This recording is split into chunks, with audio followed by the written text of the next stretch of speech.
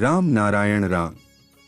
આ વાત સૌને જાણીતી છે કે કુદરતે આપણા સૌને સમાન બનાવ્યા છે।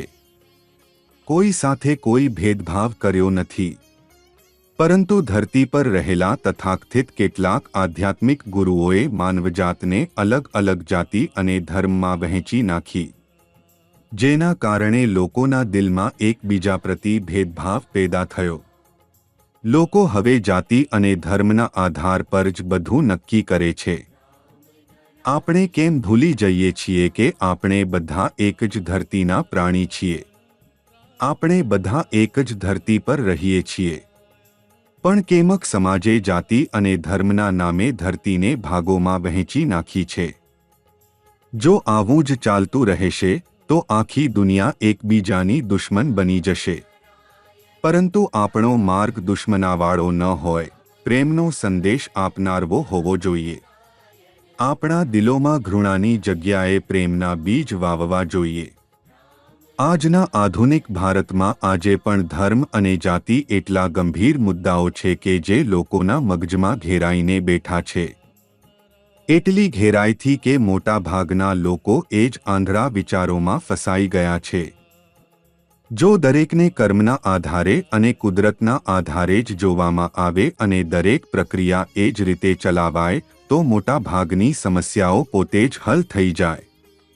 ભારતમાં જાતિ અને ધર્મના મુદ્દાઓ શતાબ્દીઓથી ચાલ્યા આવે છે, જેઓ સમાજને વહેંચી દેવામાં અને અલગ અલગ સમૂહોમાં તોડી પાડવામાં મહત્વની ભૂમિકા ભજવે છે।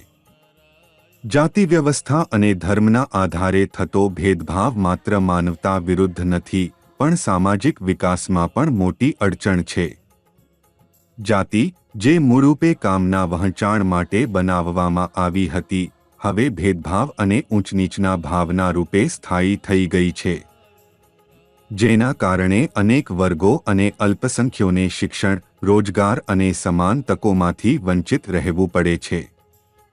આજ સુધી પણ જાતિના આધારે થતા ગુનાઓ, ભેદભાવ અને અસમાનતા આપણા સમાજની કડવી હકીકત છે। આ આપણા વિચાર અને વિકાસની પ્રક્રિયાને મર્યાદિત કરે છે। ધર્મ, જે મૂળરૂપે વ્યક્તિની આત્મિક અને નૈતિક ઉન્નતિ માટે બન્યો હતો, હવે વિભાજન અને સંઘર્ષનું માધ્યમ બની ગયો છે। આજકાલ ધર્મનો ઉપયોગ રાજકારણમાં વોટ બેંક માટે થાય છે। આથી ધાર્મિક કટ્ટરતા અને અસહિષ્ણુતા વધે છે।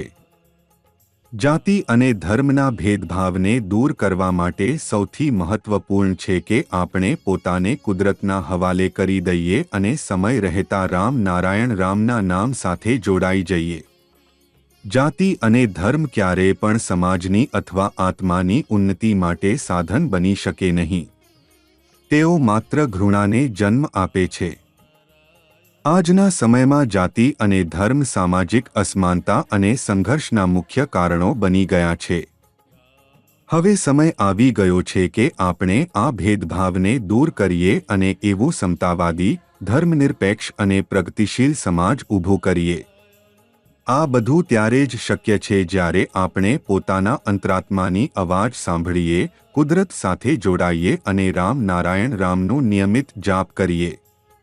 કુદરત એ જ સૌથી મોટું ધર્મ છે અને દરેક વ્યક્તિએ તેને સમજવાની જરૂર છે।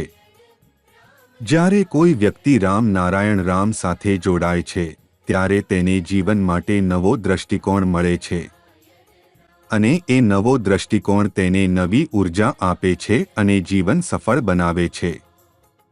રામ નારાયણ રામ હંમેશા લોકોને શીખ આપે છે કે હંમેશા સકારાત્મક વિચારો, સારા કામ કરો અને જ્યાં સુધી શક્ય હોય ત્યાં સુધી અન્યનું ભલું કરો।